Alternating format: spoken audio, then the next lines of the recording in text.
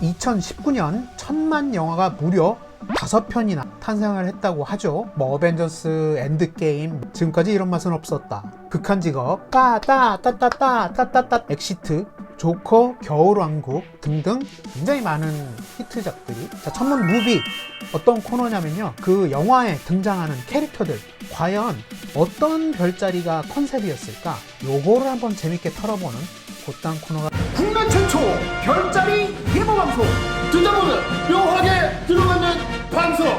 비가드 설득 구독다시 별자리 방송. 천문TV 좋아요, 구독 부탁해요. We're gonna bury Ferrari at Le Mans. To beat Ferrari with a Ford. Correct. How long did you tell them you needed? 200 or 300 years? 90 days.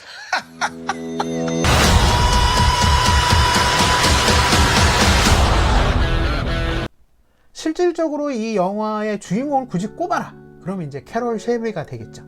왜냐면 오프닝부터 이 양반이 등장을, 7000rpm 저 너머에는 그 무언가가 있다, 이런 어떤 멘트가 오프닝과 엔딩에도 등장을 하거든요. 맷 데이먼의 읊조림으로 영화가 시작을 하는데, 보통 영화는 그 오프닝의 첫 장면이 그 영화의 그 이야기를 함축적으로 담아내는 경우가 굉장히 많습니다. 이 영화에도 역시 그 오프닝에 캐롤 쉘비가 어두컴컴한 르망 24시의 그 레이스를 거친 숨소리와 함께 마구 질주하는 그 장면 하나가 이 영화를 그냥 얘기를 해주는 거죠. 이 영화가 앞으로 이렇게 흘러갈 거야. 맷 데이먼이라는 배우는 천칭자리입니다. 천칭자리는 뭐 천문TV에서 몇 번 이제 언급을 했지만 실제로도 연극 무대 배우가 굉장히 많은 별자리예요. 이 밸런스를 잘 추구를 하다 보니까 역지사지, 이게 기본적으로 탑재가 되어 있는 별자리이기 때문에 연기가 굉장히 훌륭합니다. 이 작품에서는 저는 개인적으로는 사자자리라고 생각을 해요. 물론 천칭자리 에너지도 조금은 가지고 있어요. 다시 말씀드리지만 우리는 하나의 별자리만 갖고 있는 게 아닙니다. 여러분이 뭐 나는 생일이 뭐 5월 20 며칠이라서 쌍둥이 자리야, 그래서 쌍둥이 자리 하나만 있는 게 아니고 우리 몸에는 12개의 별자리가 다 존재를 해요. 하지만 쌍둥이 자리라면 쌍둥이 자리 에너지가 가장 강하다, 이렇게 이제 표현을 하는 건데, 일단은 영화 내용상에서 캐롤 쉘비는 엔지니어면서 드라이버입니다. 그러니까 차에 대해서 너무 잘 아는 사람이에요. 굉장히 창의적인 사람이겠죠. 그리고 거의 그 7000rpm을 언급을 했었던 것처럼 본인의 심장 박동이 이제 너무 많이 올라가서 운전을 할 수가 없는 그런 상황이 돼요. 근데 실제로 사자자리들이 이 심장 질환을 가지고 있을 가능성이 좀 크기 때문에 사자자리라고 봅니다. 왜냐하면 이제 이 친구가 그 이 작품 속에서 굉장히 멋지게 또 연설을 하는 이런 씬도 있고, 컨셉도 맞아 떨어지고, 그 레이싱이라는 어떤 그 어마어마한 세계에서 짱을 먹었던 별자리잖아요. 그래서 사자자리라는 그런 컨셉이 충분히 맞을 수 있고, 천칭자리라는 컨셉은 어디에서 오느냐, 자기 동료이자 친구인 켄 마일스, 그리고 포드사의 이 중간에서 이 밸런스 있게 중재 역할을 굉장히 잘하거든요. 요게 바로 천칭자리의 실제적인 어떤 성향이고 굉장히 좋은 면이에요. 그래서 캐롤 쉘비라는 캐릭터는 제가 개인적으로 생각을 했을 때는 사자자리 캐릭터지만 그 안에 천칭자리가 좀 많이 있는 그런 어떤 캐릭터일 것 같다 라는 이제 어떤 추측을 좀 해보고요.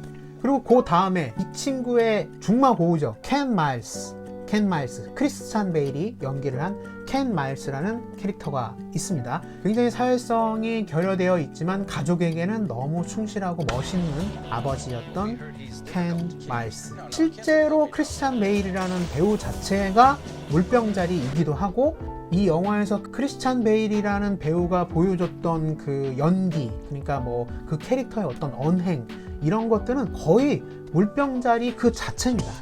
진짜로 깜짝 놀랐어요.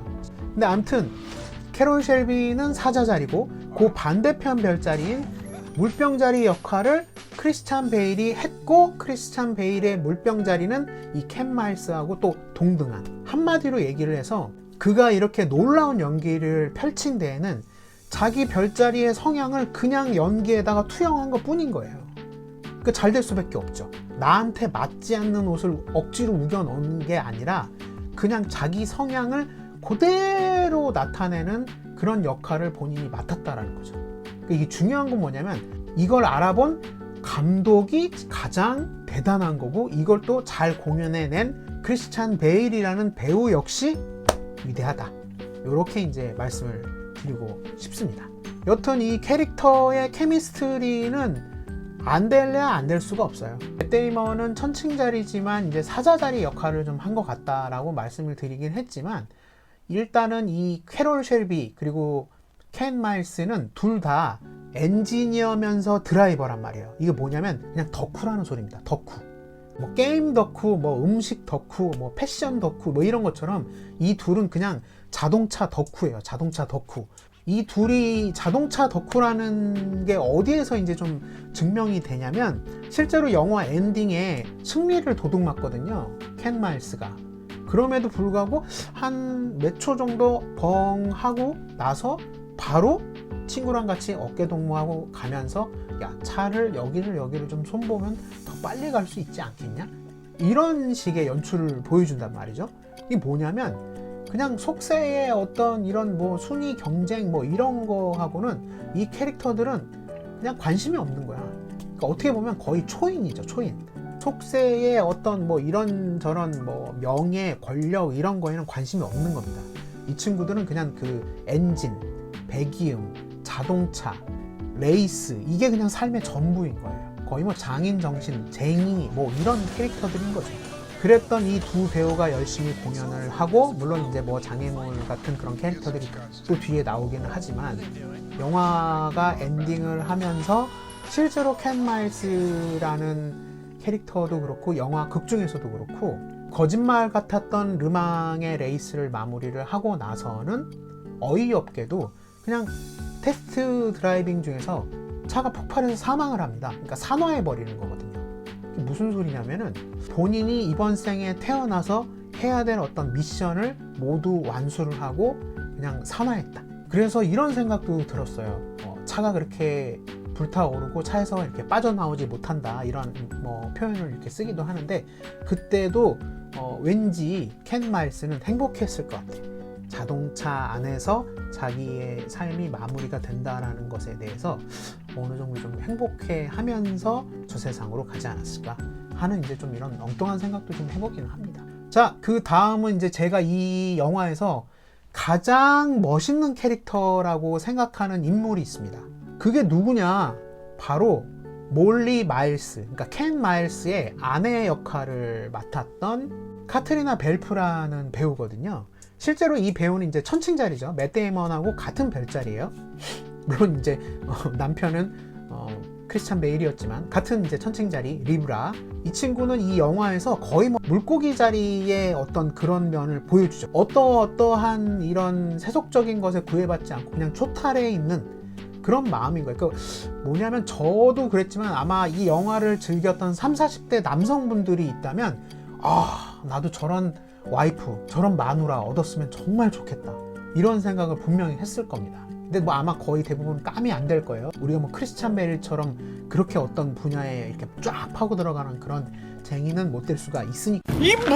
남편을 들들 볶지를 않아요. 그냥 남편이 가장 좋아하는 거를 바라봐주고 서포트해주는 그런 사람이고 심지어 자기 친구하고 자기네 집 앞마당에서 치고받고 싸우는데도 여유롭게 의자를 가지고 나와서 책을 한 권 이렇게 들고 나와가지고 그 싸움을 관전합니다. 어린 아이 둘이서 그래 니네들 잘 해봐라 쌍꺼풀 터져가면서 크는 거지 뭐 그런 어떤 좀 이렇게 더 높은 곳에서 이렇게 내려다보는 그런 마인드로 이 순진무구한 덕후들을 그냥 이렇게 바라보거든요.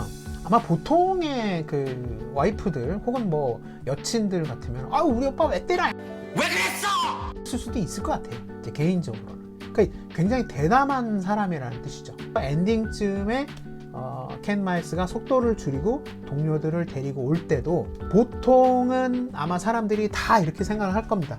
저거는 세계 신기록감인데 어떻게 저럴 수가 있냐. 이런 이제 이야기를 할 수가 있는데 친구들을 데리고 오는 거야 라는 식의 어떤 대사를 하거든요. 그거는 보통 그 여성의 어떤 마인드에서 나올 수 있는 대사가 아닙니다. 저는 진짜 이 영화를 통틀어서 가장 멋있는 캐릭터라고 생각을 합니다. 그러니까 세상의 모든 여성분들이 몰리 마일스 같은 어떤 그러면 정말 이 새끼한테 크게 분쟁이 없을 것 같습니다. 몰리 마일스 역의 카트리나 벨프 사랑합니다. 자, 그리고 리 아이아 코카로 분한 존 번탈이라는 배우가 있습니다. 어디서 많이 봤지? 이렇게 얘기를 하면 저 같은 경우는 워킹데드 시리즈를 너무 좋아하기 때문에 좀비 매니아거든요. 그래서 이미 익히 들어서 알고 있지만 최근에는 이제 퍼니셔로 더 잘 알고 있죠.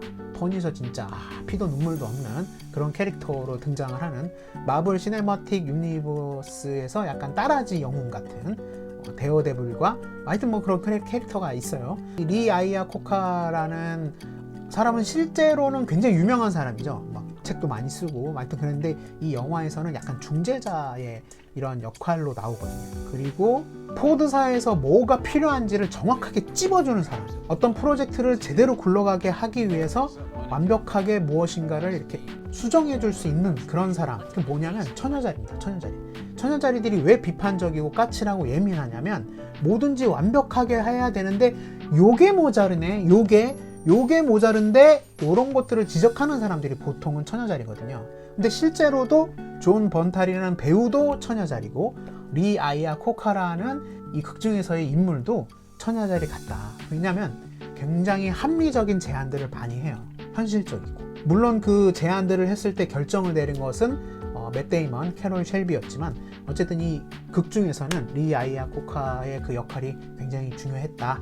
저는 이제 이렇게 생각을 하고 그 다음 이제 인물이 이 영화를 보신 분들이라면 다 이를 한 번쯤은 바득바득 갈았던 레오 비브라는 역할이 있습니다. 그러니까 포드사의 대빵은 아니지만은 그 바로 이제 넘버 2 정도 되는 그딴 사람인데 이 사람이 아주 이제 회사를 생각하는 쪽에는 이제 머리가 아주 비상하게 돌아가는 사람이에요. 우리가 어딜 가나 만날 수 있는 어떤 기득권 세력 그렇게 이제 출연을 하죠. 당연히 이제 요런 역할들이 염소자리의 어떤 한 부분을 잘 보여준 이런 역할이라고 생각을 하시면 될 것 같습니다. 7000rpm 그 너머 어딘가라는 그런 대사는 뭐냐면 물고기 자리 그 너머 어디에 영적인 초월 이런 것들을 저는 연출을 했다고 생각을 합니다. 오프닝과 엔딩에 반복됐던 7000rpm 그 너머 어딘가 이런 것들을 거론을 하면서 마지막에 나는 누구인가 이런 메시지를 전달을 하면서 영화가 끝나거든요. 그러니까 저는 이걸 어떻게 이해를 했냐면 자 봐라 역사적으로 캐롤 셸비와 켄 마일스라는 이런 쟁이 같은 사람들 그러니까 어떤 보편적인 시스템에 그냥 적응해서 사는 사람이 아니고 뭐든지 내가 좋아하는 것을 그냥 저 끝까지 열심히 파고들어서 뭔가 혁신을 이루어내는 그런 에너지를 당신들은 가지고 있느냐 바로 이 점을 이 영화를 즐기는 관객들에게 한번 메시지를 주는 그런 게 아닐까라고 저는 생각을 했어요. 영화 보고 나오면서 나는 유튜브를 정말 캐롤 셸비처럼 열심히 해본 적이 있나? 나는 만화를 켄 마일스처럼 정말 열심히 그리고 진정으로 에너지를 쏟았던 적이 있었나? 이런 생각을 좀 많이 하게 됐거든요. 그래서 이제 제가 뭐 이런저런 또 이 영화에 대해서 얘기를 하고 싶은 점은 뭐냐면 그냥 이 영화에 등장하는 모든 캐릭터들이 저 입장에서는 그냥 다 초임 같아요. 자기의 역할에서 가장 열심히 하는 어떤 그런 사람들로 등장을 하거든요. 아까 제가 언급을 했었던 이 영화에서 가장 멋있다고 말씀을 드렸던 몰리 마일스 그 와이프죠. 아내분도 아내의 어떤 역할에서 좋은 엄마, 좋은 배우자 이런 쪽에서는 뭐 거의 뭐 완벽한 그런 역할을 보여주고 그 다음에 켄 마일스나 뭐 캐롤 셸비는 뭐 말할 것도 없죠. 아까 말씀드렸던 레오 비브라는 포드사의 중역으로 등장했었던 사람도 회사 입장으로 보면 그 사람이 할 수 있는 최대치의 어떤 아이디어를 낸 거예요. 놀랍지 않습니까? 그러니까 그만큼 이제 생각하는 어떤 가치관이 다르다라는 거죠. 어떻게 보면 회사 입장에서는 이렇게 1, 2, 3위가 포드 차가 이렇게 쫙 들어오는 것을 역사적으로 얼마나 멋이 있겠냐 이런 이제 제안을 하는 거고 그냥 개개인의 어떤 드라이버로서의 욕망을 굳이 얘기를 하자면 최고의 기록을 최고의 랩타임을 끊어내는 게 당연히 맞죠. 그럼에도 불구하고 어쨌든 영화에서는 그 모든 사람들이 만족할 수 있는 이런 결과로 멋있게 마무리가 됩니다. 그래서 이 영화가 굉장히 멋있는 영화다 라고 이제 저는 생각을 하는 겁니다. 자, 이렇게 저렇게 뭐 잡다하게 이제 말씀 많이 드렸는데 어쨌든 이 영화에 등장했었던 주조연 캐릭터들이 요런 별자리였을 것이다 라는 것을 한번 좀 이색적으로 풀어봤고요. 이 말씀을 왜 드리냐면은 어쨌든 우리는 어떤 직업을 갖고 있던지 간에 각자의 별자리가 있잖아요. 그러니까 뭐냐면 자기한테 맞는 옷을 입어야 된다라는 거예요. 직업도 마찬가지고 배우들이라면 자기 별자리에 맞는 역할을 맡았을 때 비로소 빛을 발한다가 제가 주장하고 싶은 바고, 그리고 많은 감독분들이 또 다 그렇게 연출을 하세요. 자, 포드 vs 페라리. 진짜 2020년이 오기 바로 직전에 만났던 제 인생 영화 중에 하나가 될 것 같아요. 그리고 제임스 맨골드 감독의 다음 차기작은 분명히 또 챙겨볼 수 있을 것 같다. 어쨌든 이제 뭐 영화 유튜버는 제가 아니지만 영화 유튜버들이 또 보여줄 수가 없는 다른 쪽의 어떤 시점으로 영화를 좀 한번 이렇게 풀이를 해보는 그런 시간을 한번 가져봤습니다. 이 클립이 얼마나 이제 많은 분들이 보실 줄은 잘 모르겠지만 어쨌든 이 영화에서 이런 캐릭터는 어떤 별자리일까요? 이런 게 궁금하신 분들은 댓글로 좀 많이 달아주시기 바랍니다. 그러면 저도 또 다음 어떤 컨텐츠를 만들 때 좀 많이 좀 참고를 해보도록 하겠습니다. 이번 컨텐츠도 재미있게 시청을 해주셨다면 구독 그리고 좋아요 알람 해주시고요. 자, 우리 별님들 다음 컨텐츠에서 다시 만나길 바랍니다. 여러분 그럼 안녕.